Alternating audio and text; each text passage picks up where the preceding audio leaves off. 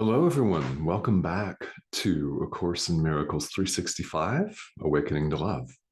All right, I'm Reverend Tomas, and we're moving through the supplement to A Course in Miracles, Psychotherapy, Purpose, Process, and Practice. And as always, if you've tuned into some of the most recent videos, I would say in the last 10 days or so, you will know that I invite, if you wish, you to substitute the word psychotherapist with teacher. You could totally do that. Patient, student, or coach client. So whatever language works best for you in your situation, what we're talking about here in this supplement is the student-teacher relationship, the therapist-patient relationship. So again, I invite you to use the language that you choose to use. There is a lot of additional context, and some of it quite loaded context around the word patient and sickness in the world. So if that speaks to you, student teacher, this is good. We're talking about spirituality. So today's topic here in the psychotherapy supplement is, what is the ideal patient-therapist relationship? In other words, what is the ideal student-teacher relationship? We'll just start with truth. There is no separation of any kind.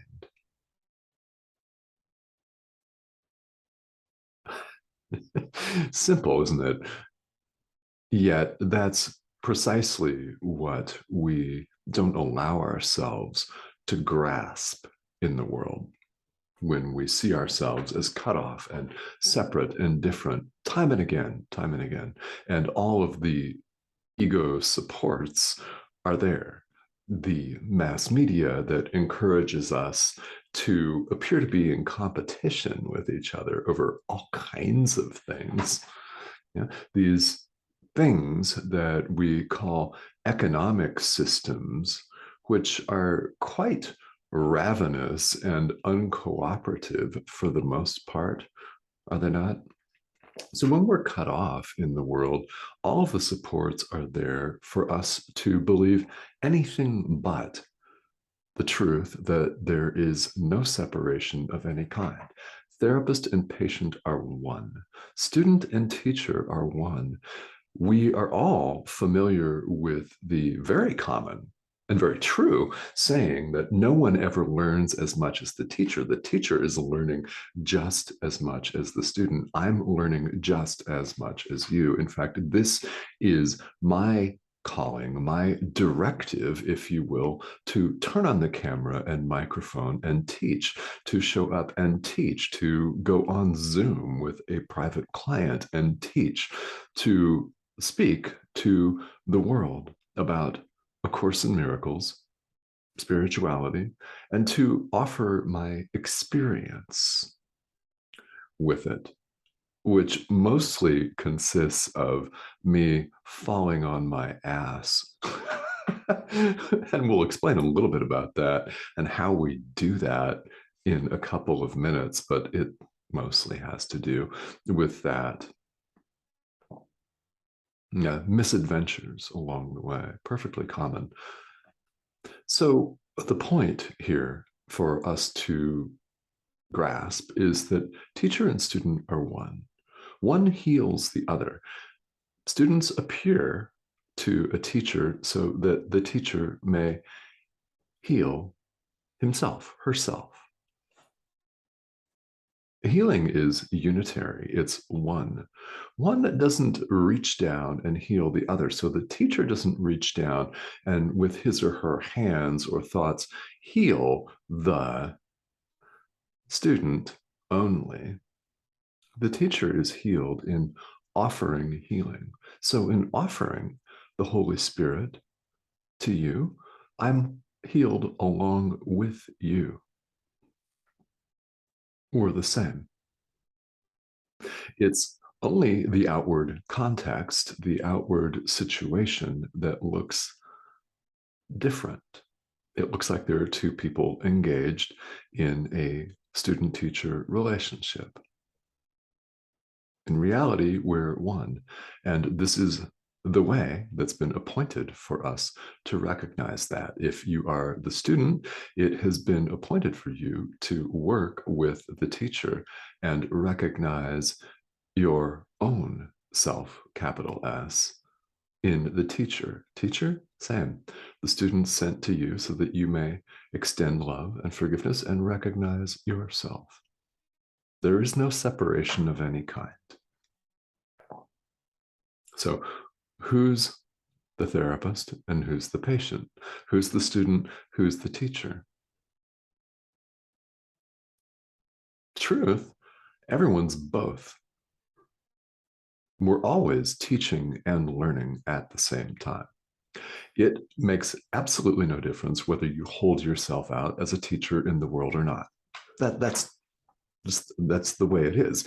Why? Because we're always interacting with one another and people are learning from us. This is why when we really think about it and we realize how important it is to be at our level best that we can right now, today, in this moment, the best you possibly can, the most loving or forgiving you're possibly capable of in the present moment. It doesn't have to be perfect. It's not going to be. It's not going to be, right? But it's really important because everyone's learning from us. We're teaching them based on our carriage, based on our demeanor, our thoughts, our language, our body language, the things that come out of our mouths. We're interacting with one another constantly, even if you're simply doing it in thought and you've holed yourself up in a dark room. We're still interacting with each other. Why? It doesn't matter how many barriers we attempt to interpose. Go in a room, turn off the lights, lock the door, curl up under a blanket, and attempt to hide. We're still interacting with others. Why? There is no other. There is no separation of any kind, period.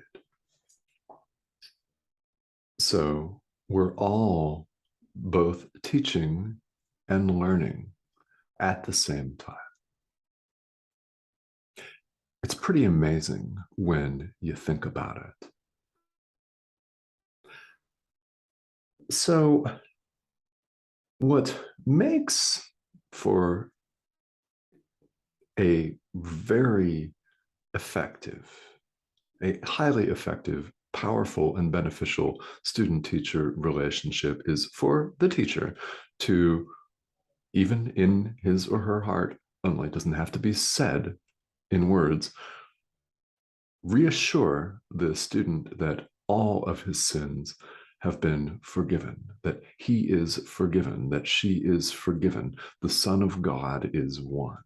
In your heart, bring this attitude: forgive, forgive, forgive. Forgive. And make sure that you don't try to run the process yourself. The psychotherapy supplement in paragraph 4 specifically invites the teacher, the therapist, the coach, not to assume the role of God. What do we mean by that? We mean by that, don't try to run the show yourself, right? This is an invitation. Don't try to run the show yourself. If you do, then everything takes on a difficulty, a degree of difficulty that's not necessary. When you think you're running the show and in charge of the process, when your client, when your patient, student screws up royally and appears to backslide on the path, when they repeat the same negative pattern again and again and again, when they moth to a flame it, the attraction of guilt is so powerful until we realize it and take a look at it that we just keep burning ourselves when they do this again and again. If you, as the teacher, have decided that you're in control of the situation, that it's your process, your modality, you being ego, you, then you're going to be really disappointed, aren't you? It's going to seem like a failure to you. This is another way, and there are many ways that the Course tells us this. This is another way for us to give up control, to release control to our inner teacher, not to assume a role that we don't have. Why? As therapists, teachers, coaches, mentors, we don't know all ends. We cannot assure a positive outcome past, present, and future throughout space and time. We cannot guarantee that. When we attempt to run the show ourselves, we go off the rails. It may be great for a while. It may be highly effective, and you may see what we consider to be results here in the world, but inevitably, you're going to set yourself up for disappointment. This is true whether you hold yourself out, again, as the teacher or a therapist or a coach or a mentor or not. Doesn't matter what you do here in the world. Doesn't matter how you present yourself or brand yourself or anything. We're all teaching and learning at the same time. Why? There's no separation of any kind. And we are invited simply to give over all aspects of our experience to our inner teacher, all of it. So let's do that. Let's do that. This is a very, very important message. And I'll wrap it up here today. But as always, I really, truly invite you to go through and read and reread, if you feel you need to, all of these passages. The language here is very beautiful and it's very succinct. What I'm doing is doing my best to communicate that to you, but in no way are these videos to be taken as a substitute for reading this material. Please read the material and please do it. Please do your forgiveness. Please get in touch with your inner teacher because, as always, this course is about the doing. This is how we learn, by doing, by doing. So, with comments and questions, please feel welcome to reach out to me here, and I will see you all back here again. Thank you for watching.